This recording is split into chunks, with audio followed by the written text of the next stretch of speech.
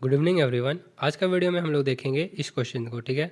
और ये क्वेश्चन आप लोग का हिंदी में भी दिया हुआ है, ठीक है। और इसमें मैं थोड़ा शॉर्ट में बता दे रहा हूँ, और इसी को आप लोग एलाबोरेटेड वे में पढ़ना चाहते हो तो आप लोग ये सब नोट्स को रेफ़र कर सकते हो, ठीक है। इन्वायरमेंटल साइंस का एफआरओ का ये सब नोट्स है और ये आपका जीएस का नोट्स है, ठीक है। चलिए मैं आप लोग को शॉर्ट में बता देता हूँ इस ये मतलब ये जो क्वेश्चन आएगा तो या इस टाइप का कुछ क्वेश्चन आएगा तो आपको कैसे डील करना है। तो सबसे पहले इस क्वेश्चन में है आप लोग का कॉस्ट इफेक्टिव अबेंडमेंट टेक्नोलॉजी से क्वेश्चन है। ये आप लोग का सिलेबस में आप लोग का एक टॉपिक ही दिया हुआ है, ठीक है। तो चलिए हम लोग क्वेश्चन को पढ़ते हैं। What are the cost effective abatement technologies for pollution control and waste management, ठीक है। ये आप लोग का एक क्वेश्चन हुआ। दूसरा इसी में बोल रहा है कि discuss with example in Indian contest, ठीक है। तो इस क्वेश्चन का डिमांड जो है ये दो डिमांड है। सबसे पहले तो ये कॉस्ट इफेक्टिव अबेंडमेंट टेक्नोलॉजीज़ क्या होता है, एक ये है, ठीक है, फॉर पोल्यूशन कंट्रोल और जो वेस्ट मैनेजमेंट के लिए हम लोग ये टेक्नोलॉजी का यूज़ करते हैं, बट इसका हम लोग का डेफिनेशन पूछा है, ठीक है। दूसरा पूछा है कि इसका जब एग्जांपल आप लिखोगे तो उसको भी आप लोग को मेंशन करते जाना है, ठीक है। एग्जांपल्स इंडिया के कॉन्टेस्ट में आपको देते जाना है। तो चलिए सबसे पहले हम लोग इंट्रोडक्शन में इसको किस टाइप से स्टार्ट करेंगे, ठीक है। तो सबसे आप लोगों को पहले बता दूं कि ये अबेटमेंट टेक्नोलॉजी क्या होता है, ठीक है। तो अबेटमेंट टेक्नोलॉजी होता है ये एक टाइप का मतलब ये जो टेक्नोलॉजीज़ है ये आप लोग का मेथड या तो आप बोल सकते हो एक सिस्टम है जो आप लोग का रेड्यूस करता है क्या चीज़, कम क्या चीज़ करता है, कम या तो फिर कंट्रोल या तो फिर पूरी तरह से एलिमिनेट क्या चीज़ करता है, air water and solid waste मतलब जितने भी होते हैं पॉल्यूशंस उसको आप लोग का कम करने का टेक्नोलॉजीज़ है, ठीक है। आगे देखते हैं। और ये तो आपका हो गया अमेंडमेंट टेक्नोलॉजी। अमेंडमेंट टेक्नोलॉजीज़ मतलब आप लोग का जितने भी वेस्ट प्रोड्यूस हो रहे हैं या पॉल्यूशन जिस जो भी हो रहे हैं उसको कम करने का एक टेक्नोलॉजी होता है, अलग अलग टेक्नोलॉजीज़ होते हैं, उसे क्या बोलते हैं, अबेटमेंट टेक्नोलॉजीज़, ठीक है। और आगे देखते हैं कॉस्ट इफेक्टिव अबेटमेंट टेक्नोलॉजीज़ किसको बोलेंगे। आर दोज जो क्वेश्चन हम लोग को डिमांड किया है वो क्या होता है, cost effective technologies are those which achieve pollution control while minimising. Pollution control तो कर रहे हैं लेकिन मिनिमम एक्सपेंसेस कर रहे हैं, एनर्जी सबसे कम यूज कर रहे हैं, और आपका जो रिसोर्स कंजप्शन है वो भी बहुत कम हो रहा है, ठीक है। तो अगर आप लोग ये तीन चीज़ करते समय मतलब ये चीज़ वो जो भी टेक्नोलॉजी है जो अबेटमेंट टेक्नोलॉजी है वो क्या कर रहा है, या तो मिनिमाइज आपका कर रहा है खर्च को, या तो फिर एनर्जी बहुत कम यूज कर रहा है, बोले तो इलेक्ट्रिसिटी या तो कोल ये सब का कम एनर्जी का यूज कर रहा है मतलब, और आपका जो रिसोर्स जो वो कंज्यूम कर रहा है वो कम कर रहा है, तो उसको हम लोग क्या टेक्नोलॉजी बोलेंगे, उसको हम लोग बोलेंगे कॉस्ट अमेंडमेंट टेक्नोलॉजीज़। और ये इंडिया के लिए क्यों ज़रूरी है, क्योंकि इंडिया में ऑलरेडी हम लोग इकोनॉमिकली इतना स्ट्रॉन्ग कंट्री नहीं है, ठीक है, इसीलिए ये ज़रूरी है। They are specially important for developing countries like India. India क्या है, एक डेवलपिंग कंट्री है। तो ये जो अबेटमेंट टेक्नोलॉजी में है इसमें इंडिया ज़्यादा खर्च नहीं कर सकता है, ठीक है, क्योंकि यहाँ पे हम लोग का रिसोर्सेज लिमिटेड है बट पॉल्यूशन हम लोग का बहुत ज़्यादा है, क्योंकि पॉपुलेशन भी हम लोग का बहुत ज़्यादा है इसलिए पॉल्यूशन भी ज़्यादा है। तो अबेटमेंट टेक्नोलॉजी तो हम लोग को चाहिए, ऊपर से हम लोग को सस्ता वाला भी चाहिए, ठीक है, जो एफिशिएंट हो, ठीक है, रिसोर्स कम यूज करे।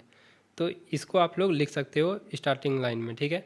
अब इसमें आप लोग लिखोगे देयर आर मैनी मतलब एग्जांपल्स दोगे तो उसमें आप लोग दिखोगे तो आप लोग 10-15 जितना भी एग्जांपल अकॉर्डिंग टू ये क्वेश्चन 5 एग्जांपल जो भी मांगा तो वो सब आप लोग ये सब एग्जांपल्स का आप लोग यूज़ कर सकते हो बॉडी में, ठीक है। तो एग्जांपल्स में आप सबसे पहले देखोगे UASB रिएक्टर्स, ठीक है। ये जो आप लोग को लगाया जाता है आप लोगों को कानपुर और दिल्ली में बहुत ही ज़्यादा ये सब का यूज़ किया था, ठीक है। जो आप लोग का मीम में भी आप लोग इसको देखते होंगे। इसका ये जो UASB रिएक्टर है ये आपका वेस्ट ट्रीटमेंट रिएक्टर है, ठीक है, वेस्ट वाटर का, ठीक है, जो भी गंदे मतलब रिवर से जो भी जो सीवेज जो है नाली में जो गंदे पानी जाते हैं ना उसके लिए होता है।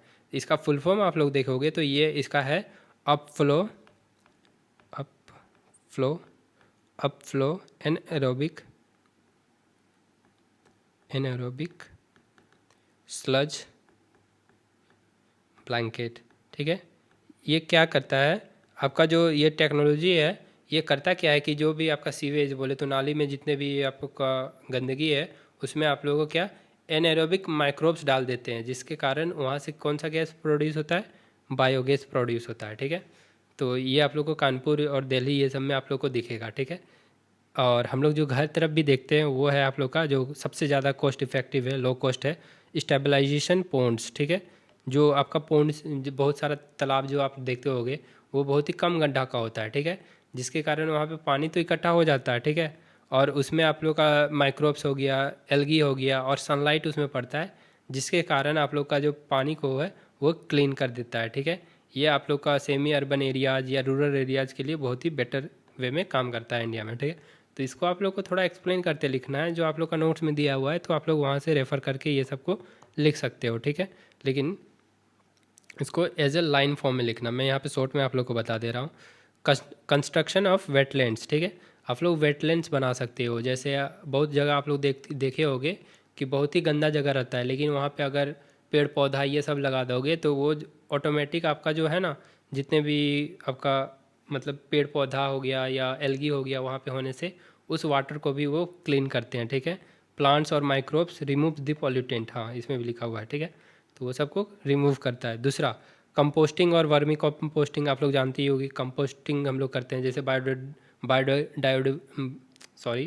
बायोडिग्रेडेबल जितने भी वेस्ट होते हैं उसको हम लोग एज अ मेन्यूर यूज कर लेते हैं। जैसे हम लोग गड्ढा करके वहीं पत्ते उत्ते डालते हैं, या जो भी मतलब डिग्रेडेबल चीज़ें जो होते हैं वो सब उसमें डालते हैं, और इसको एज अ हम लोग इसमें खेती में हम लोग फर्टिलाइज़र के रूप में काम करते हैं, या तो मैन्योर की यूज में। ठीक है, बायो मिथेनेशन, ये भी आप लोग सुने ही होंगे कि ये इसमें भी बायो मिथेनेशन में भी ये इसमें भी हम लोग कंपोस्ट करते हैं। ये सब जो इसमें हम लोग का जो सॉलिड वेस्ट होते हैं, ठीक है, उसको कंपोस्ट करते हैं। इसमें क्या होता है कि हम लोग एनारोबिक डाइजेशन कराते हैं, किसका, ऑर्गेनिक वेस्ट का ही। ठीक है, इसमें भी उसी चीज़ को करते हैं, जिससे हम लोग इसमें हम लोग क्या करते हैं, बायोगैस को हम लोग मतलब क्या बोले, बायोगैस और ये जो स्लरी जो है, बायोगैस हम लोग को ये इकट्ठा कर लेते हैं। हाँ, बायोगैस को इकट्ठा कर लेते हैं, और ये जो स्लरी है, स्लरी बोले तो मैन्योर, उसको एज अ मैन्योर हम लोग यूज कर लेते हैं। ठीक है, जो भी बचता है उसको। ठीक है,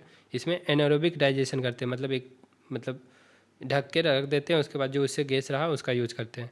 एक है RDF। ठीक है, ये भी आप लोग का सॉलिड वेस्ट मैनेजमेंट में जाएगा। ठीक है, मतलब अलग अलग है। ठीक है, यहाँ पे मैं अलग नहीं किया हूँ, ठीक है, चेंज नहीं किया हूँ। जैसे ये वेस्ट वाटर के लिए था, ठीक है, ये आपका सॉलिड वेस्ट के लिए है एग्जांपल्स। ठीक है, जैसे RDF में रेफ्यूज डिराइव्ड फ्यूल, इसमें क्या करते हैं कि आपका जितने भी नॉन बायोडिग्रेडेबल, ये दोनों तो डिग्रेडेबल का था ना, अब यहाँ पे नॉन बायोडिग्रेडेबल जो वेस्ट होते हैं उसको कंप्रेस किया जाता है इनटू फ्यूल प्लेट्स बोले तो पैलेट्स, इसमें आप लोग का ये बोले तो कन्वर्ट किया जाता है। ठीक है, जिसका यूज हम लोग किस में करते हैं, सीमेंट और पावर प्लांट्स में। ठीक है, तो इस टाइप का बहुत सारा आप लोग एग्जांपल लिख सकते हो। जैसे आपका इलेक्ट्रोस्टैटिक प्रेसिपिटेटर्स, ठीक है, ये हम लोग का जो थर्मल पावर प्लांट्स में है ना उसमें यूज करते हैं। ठीक है, इसमें क्या होता है कि इसमें आप लोग का थर्मल पावर प्लांट्स में जितने भी पार्टिकुलेट्स रहते हैं, छोटे छोटे जो रहते हैं,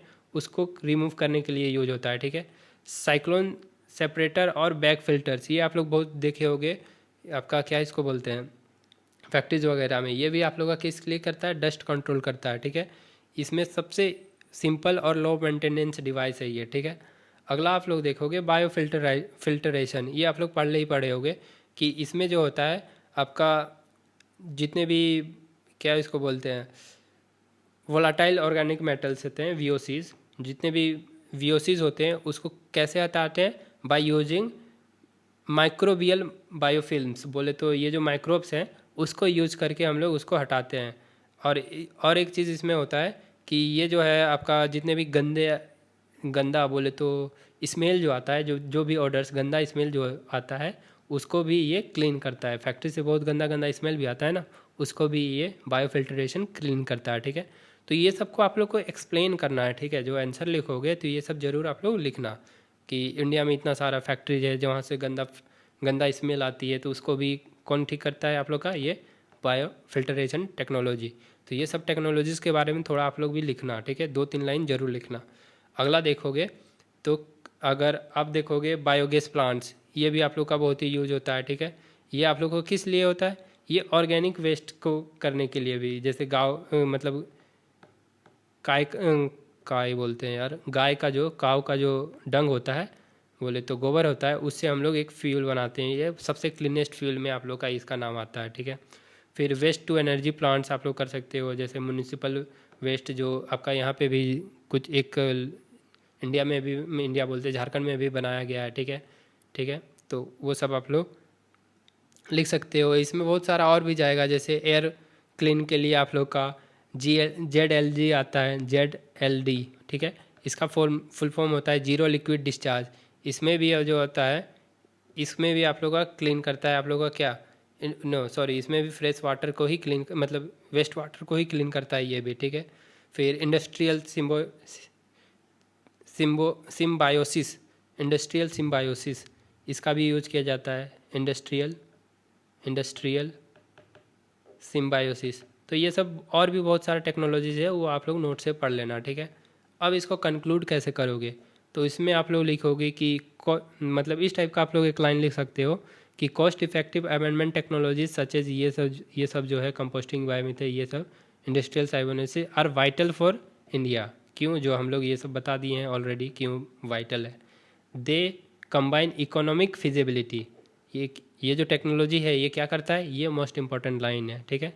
ये क्या करता है, कंबाइंस क्या इसको बोलते हैं, economic feasibility with environmental protection, making them essential for sustainable growth in developing economies.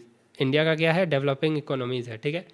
तो ये बोलना क्या चाह रहा है कि ये जो टेक्नोलॉजी है ये कंबाइन किसको करता है, इकोनॉमिक फिजिबिलिटी। फिजिबिलिटी का मतलब होता है, आप बोलोगे कि एफोर्डेबल, मतलब सस्ता, ठीक है, बोले तो एफोर्डेबल, फिर आपका वो इफ़ेक्टिव भी है। इकोनॉमिक फिजिबिलिटी मतलब पैसा भी कम लग रहा है और इफ़ेक्टिव भी बहुत ज़्यादा है, ठीक है। और क्या है कि ये इन्वायरमेंट को भी प्रोटेक्ट कर रहा है, ठीक है। तो ये दोनों चीज़ को कंबाइन करता है, जो हम लोग जैसे डेवलपिंग जो कंट्री है उसका सस्टेनेबल ग्रोथ के लिए बहुत ही इम्पोर्टेंट है, ठीक है। तो इस टाइप से आप लोग आंसर को लिख सकते हो, लेकिन आप लोग को थोड़ा एलाबोरेट करके लिखना है और अकॉर्डिंग टू क्वेश्चन लिखना कि कितना मार्क्स का क्वेश्चन है। 10 मार्क्स का क्वेश्चन है, या तो मतलब मैं तो बताया था कि क्वेश्चन का पैटर्न कैसा होता है कि एक ही क्वेश्चन में आप लोग का एक क्वेश्चन तो 40 मार्क्स का होगा, ठीक है, लेकिन उसमें 2, 3, 4 या तो फिर दो, मतलब 4 हो गया, या तो फिर 2 पार्ट में डिवाइड किया रहेगा, 3 पार्ट में या 4 पार्ट में। तो अगर ये क्वेश्चन अगर 10 मार्क्स का रहेगा तो आप लोग 100-150 वर्ड में लिखना। अगर 20 मार्क्स का क्वेश्चन ये रहा, या मतलब 15 मार्क्स का क्वेश्चन रहा, तो आप लोग उसको 200 वर्ड या 250 वर्ड में करने का ट्राई करना। तो इस टाइप से आप लोग आंसर लिखना। चलिए हम लोग अगले वीडियो पे मिलते हैं। Thank you.